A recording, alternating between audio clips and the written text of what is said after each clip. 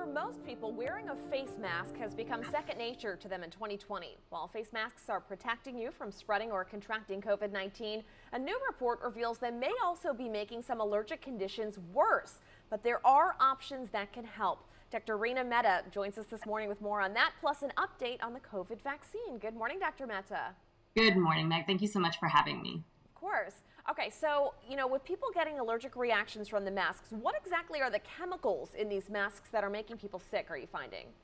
So that's a great question. So there are a few different chemicals that are in different kinds of face masks, and people can have allergic reactions to all different masks: surgical masks, fabric cloth mask, and even N95s. But the most common allergen that many people are suffering from is a reaction to the elastic allergen or elastic chemical that's in these face masks. So if you think about it, you have these masks, and in the back of it, they have a little area where you can tighten it. Well, that little piece there is made of elastic. And so when you loop it around your ear, a lot of people are complaining about irritation and skin breakdown around their earlobe and starting from that area.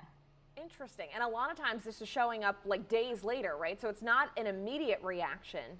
Exactly. It's considered a delayed hypersensitivity. And so it's different than your typical reaction of, okay, I have a cat allergy and I walk into a room and I immediately know there's a cat because I start sneezing and I get a runny nose and I get congestion. This is different because it can happen a few days after you actually start wearing the mask. And if you're wearing that mask intermittently and maybe changing it up with other masks, you may not always know that it's the mask that's actually causing the reaction. But the typical reaction would be something that looks almost like eczema. It would be redness, scaly itchiness where the mask is in contact. And then from there, it can actually spread to different parts of the body, but usually it'll start where the mask is in contact with you. Gotcha. So what do you do? I mean, we have to wear masks. So what do you do if you're having a reaction? Exactly.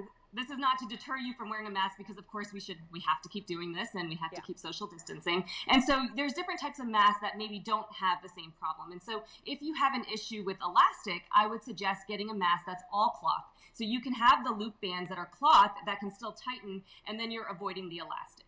Some people can also be allergic to the actual fabric of the mask or the dyes that are in the mask. So I would suggest if it's a cloth mask, making sure you get one that's low in dye or doesn't have a lot of color to it, and washing it with a hypoallergenic detergent, something that's free and clear detergent. And you want to rinse it out and wash it really, really good so that you get all the chemical residue out of it. And try not to use fabric softener because the chemicals in fabric softener can also cause allergic contact dermatitis. This actually happens in about 6% of the population, so it's not too uncommon. Gotcha. Okay, I also want to mention quickly, Dr. Mehta, that you actually received the COVID-19 vaccine. Did you have any side effects from it? How did it go for you? It went great. I received it last week, so it's been been about 6 days.